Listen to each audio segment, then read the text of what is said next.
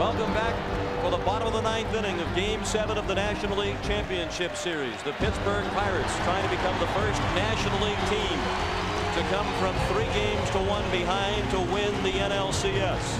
When the ninth inning started, to me the game was over. 2 down to the bottom of the ninth. We were out of hitters. We were out of everything. They got 1 player left on the bench. As Francisco Cabrera comes to the plate. This is my opportunity that the people know who I am. And now the Braves season hangs in the balance. You're in a dead fast zombie mode. And then, boom.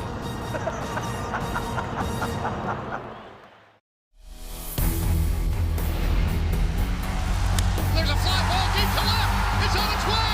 There it goes. And the Yankees are going to the World Series.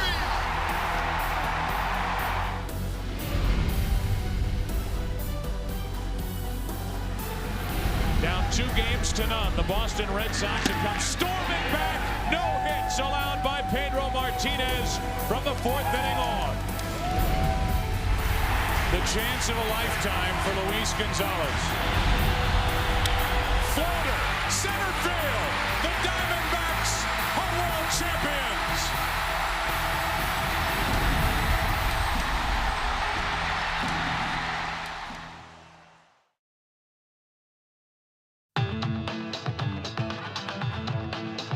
Two passionate baseball cities whose teams were on the top of the baseball world in the early 90s, the Pittsburgh Pirates and the Atlanta Braves, had ruled the National League for the past 2 years.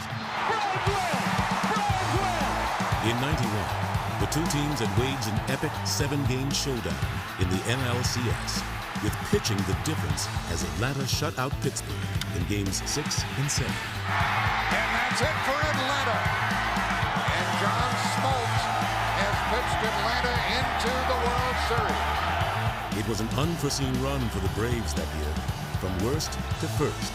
But in the end, it fell just short. The Twins are going to win the World Series. The Twins have won it. The series defeat erased some of the joy from the Braves' remarkable year. Have you met with your club? Well, we really haven't had time. I think everybody's a little bit frustrated and mad right now. Felt like we should have won the ball game tonight, but we didn't. We'll be okay. We'll be ready next spring. Were they ever, winning 98 games on their way to the 92 division title, their 2nd straight. Fly ball, center field. Otis Nixon is there. Atlanta fans everywhere. Let the celebration begin again. For Pittsburgh, the 92 season brought them their 3rd division title in a row. But postseason success had not followed. For in 1990, they lost to the Reds in the LCS, and 1 year later, fell to Atlanta. You know, this is getting a little rough for me. I had to do it last year, and I'm certainly very disappointed. Motivated by previous setbacks, both teams entered the 92 season hungry to succeed. 2 great years, teams competing at the ultimate level, and then of course in 92 you just see this crash course happening all over again. Bonds making the throw. He's on the mark. See you later. In reality, though, the franchises were headed in different directions. With a balanced offense and a young pitching staff that was best in the majors, Atlanta was a new baseball power that had ignited the city. We had gotten baseball rejuvenated back in Atlanta. The fans were into it, so it was very exciting for the players. I mean, I was a first base coach, and my runner couldn't even hear me. I'd stand next to him. That's how loud it was. That whole period of time were really, really exciting. The Pirates, on the other hand, were a talented team that appeared to be living on borrowed time. After 91, we lost John Smiley, a 20-game winner to Minnesota. We lost Bobby Bonilla, an all-star 100 RBI guy, to the Mets. Pittsburgh did still have multi-talented MVP Barry Bonds and had received an injection of youth in the form of rookie knuckleballer Tim Wakefield. They can put the K's up. This is beginning to look like New York and Doc Gooden. Wakefield was a revelation, going 8-1 since his debut in late July. Every time he pitched, we won. And the guys knew that it was going to be a quick game. He was going to throw strikes, and they weren't going to hit him. Still, there was no avoiding the fact that in Pittsburgh, change was on the horizon. There's no doubt about it. Barry Bonds is going to leave Pittsburgh. The Pirates management said there's no way we can sign him. They were going to lose Bonds. They were going to probably lose Drabek. That was the setup going into the series. The Braves were back for a second straight year, but the Braves had all this promise, all these promising young players, and the Pirates didn't. The Pirates were kind of in a back against the wall situation. Coming up next. I mean, it was like my mother just died. I mean, I really had no joy, no excitement. As the Pirates and Braves ready to clash in the LCS for the second straight season, one man had conflicting emotions. Andy Tomlin going by. Sid Bream, first baseman. Sid Bream had ties to both teams, having spent 6 seasons with Pittsburgh before joining the Braves. When I left and I went down to Atlanta, it was a very, very difficult time for my wife and I to face the Pittsburgh Pirates and do anything good. Sid Bream waiting. Right field, and is headed towards the wall. I hit my first grand slam against the Pittsburgh Pirates, Bob Patterson. I mean, it was like my mother just died. I mean, I really had no joy, no excitement.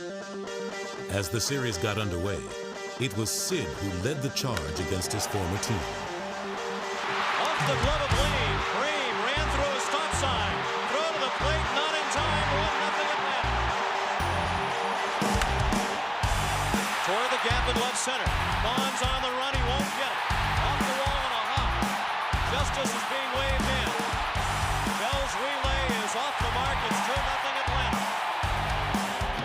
They've got that Sid chant going. I tell you, you're going to have more guys for the Braves changing their names to Sid. Bream provided the spark, and his teammates fueled the fire with their second straight win. Deep to left. There's Ron Gant's first ever grand slam.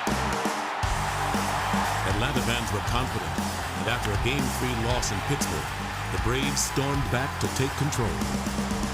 This will roll all the way to the outfield fence. Smoltz will score, and the Braves lead it 5-3.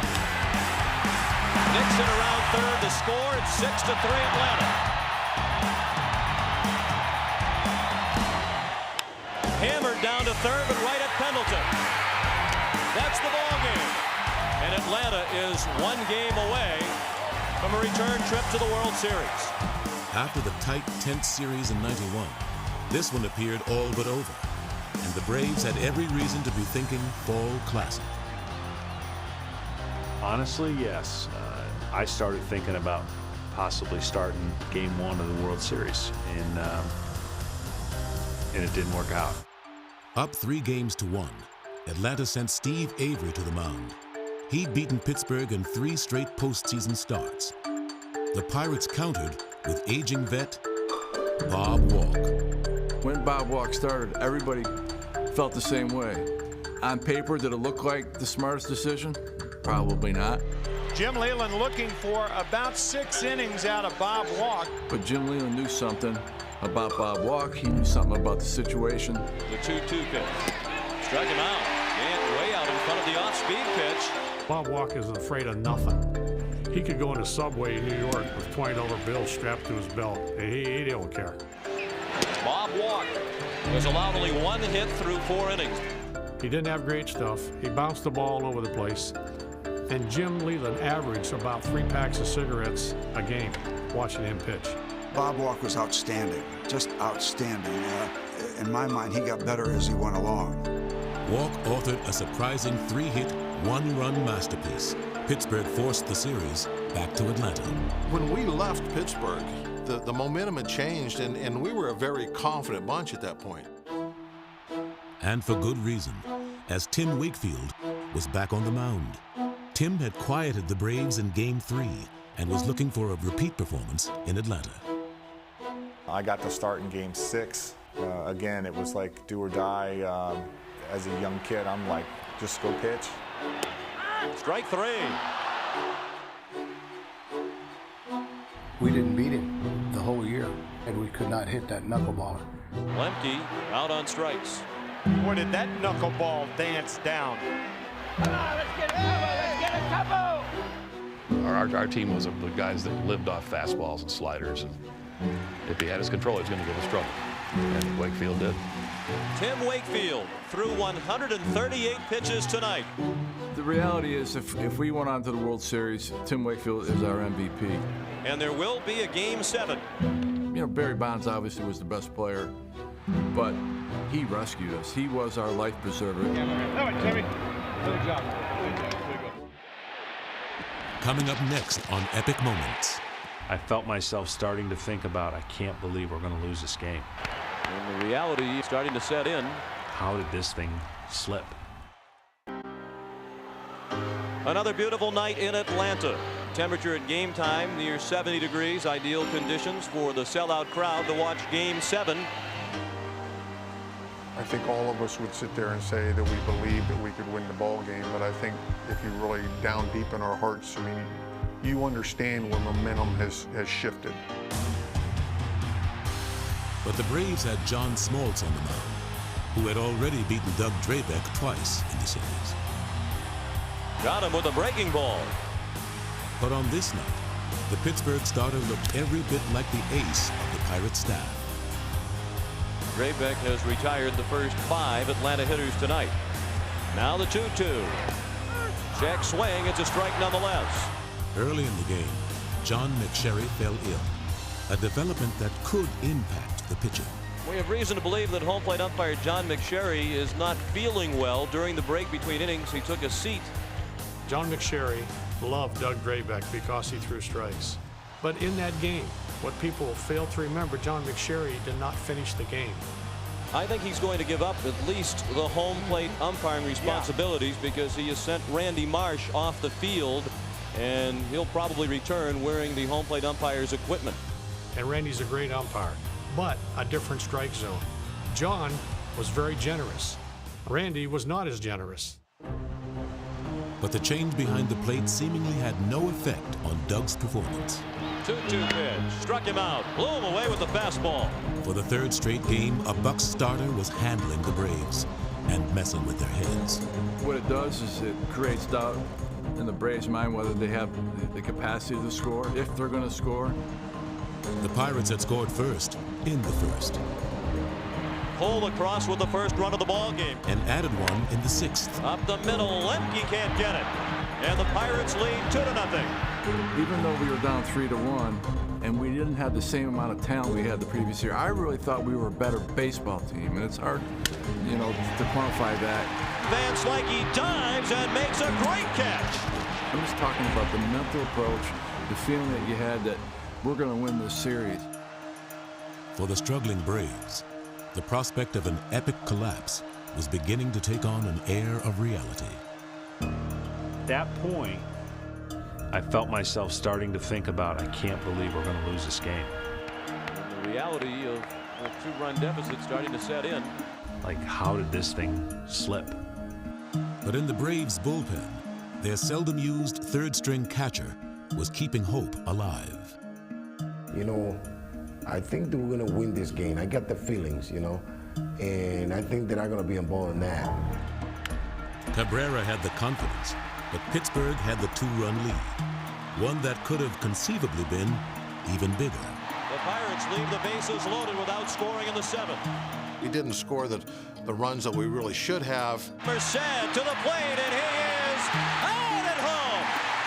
We didn't take advantage of some things early in that game to pad our lead, and we still think about that to this day. As the game moved into the 9th, it remained in Drabek's hands. I think Jim Leland is going to go with Drabek from here on out. It's up to him to win it or lose it.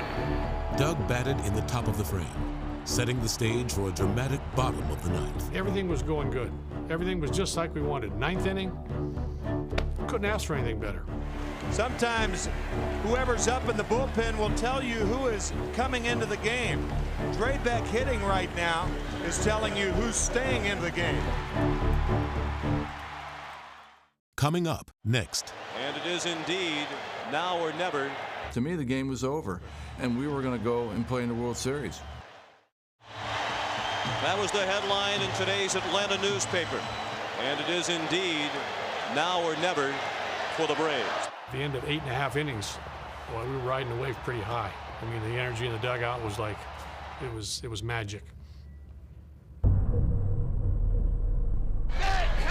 Uncle Willie. To me, the game was over, and we were going to go and play in the World Series. It's been a disappointing championship series for Pendleton. I started the inning off, and I walked into the plate with the idea of I don't care if I have to walk. My biggest thing was just to get on base. Pendleton pulls it down the right field line, hooking toward the corner. It is a fair ball. Pendleton on his way to second with a leadoff double. That's when you started to go, whoa. And then things happened.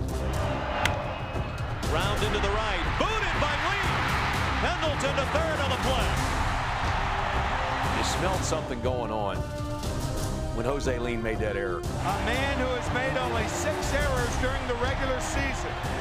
And it could turn out to be the biggest error of his life. A walk to Sid Bream spelled the end of Drabek's heroic effort. On came Stan Belinda, whose first test was slugger Ron Gant. Consideration now is, do you use a pinch runner for Sid Bream? He should have. There's no doubt in my mind. We had pitchers in there that could outrun me easily.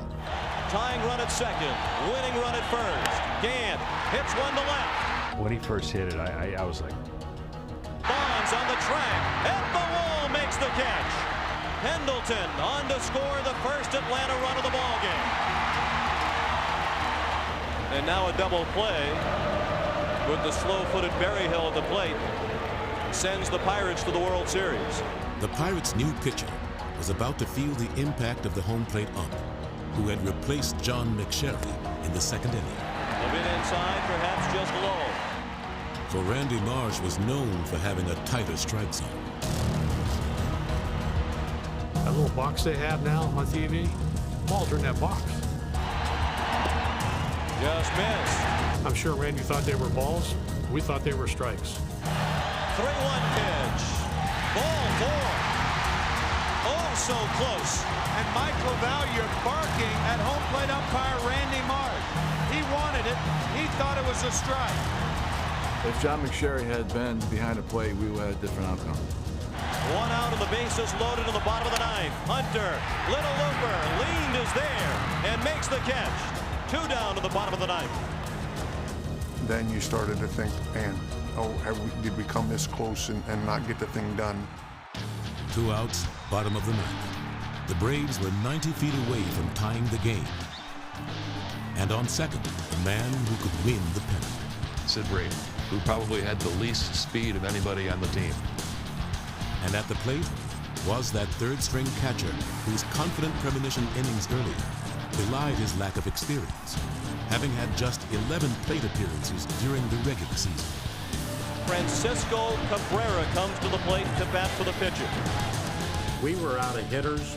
We were out of everything, and we unloaded the revolver, shot all the bullets. A most unlikely man in the spotlight for Atlanta. Francisco Cabrera, a guy who you wanted up there. 25-year-old Francisco Cabrera, who takes ball 2, 2-0. Few would ever have picked Cabrera to be a postseason hero, but his confidence was high. I was thinking that I might get the chance again. We know how to know tomorrow.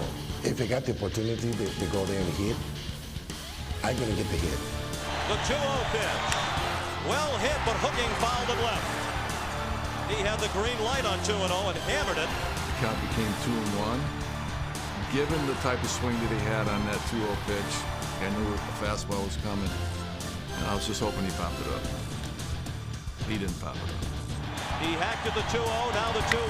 Line drive and a base hit. Just as the score of the tying run. Bream to the plate. And he is safe at the plate. After I saw Randy Marsh give the safe sign, I mean, it was just, basically a relief and a joy.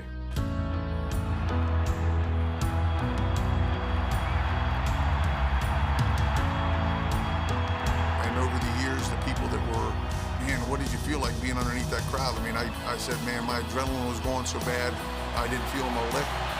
This place is bedlam.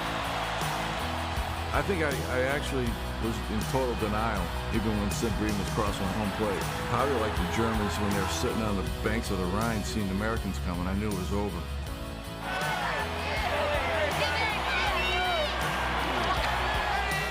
I guess I've never experienced something like that, even in winning pennants or even getting game-winning home runs or driving runs in the 9th inning of the World Series. I've never felt anything like that. It took a few seconds to really have that get into my mind that the game is over and there's nothing you can do. You can't call timeout. You can't do anything. Francisco Cabrera, who had only 10 at-bats in the major leagues during the regular season, singled through the left side, scoring Sid Bream. And I don't know what to say. When I went to the ball, I said, well, that's a chance for me to be a hero.